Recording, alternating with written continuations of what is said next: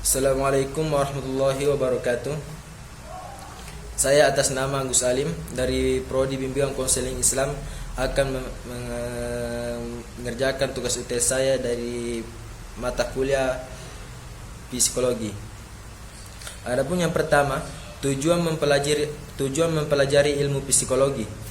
Tujuan mempelajari ilmu psikologi adalah menjadikan kehidupan lebih baik dan bahagia, mengetahui tentang perbuatan jiwa serta kemampuan seseorang, dan juga sebagai sarana untuk mengenal dan memahami tingkah laku seseorang.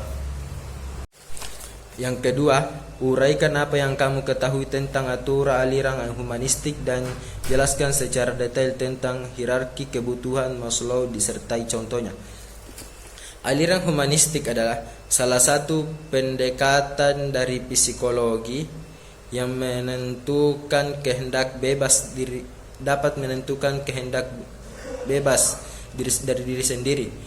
Adapun hierarki kebutuhan Maslow adalah kebutuhan manusia atau perilakunya. Contohnya dengan kebutuhan akan aktualisasi diri sendiri.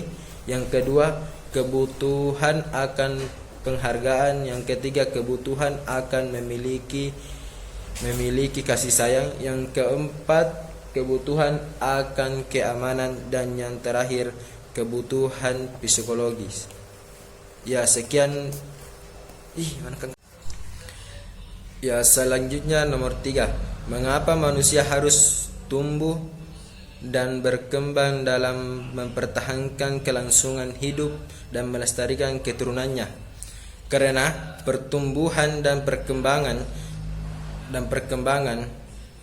akan membawa manusia kepada kedewasaan, dan setelah manusia dewasa akan menghasilkan keturunan sehingga populasi manusia terjaga kelestariannya.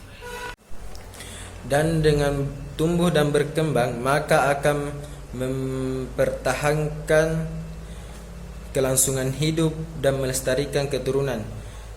Maka dari itu pertumbuhan dan perkembangan sangat dijaga kelestariannya.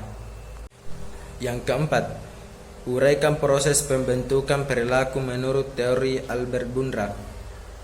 Pembentukan perilaku saling berpengaruh satu dengan yang lain.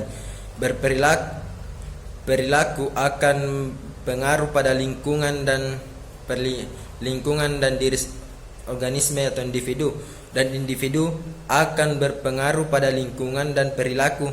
Demikian pula juga dengan lingkungan akan berpengaruh dengan perilaku dan organ atau organisme.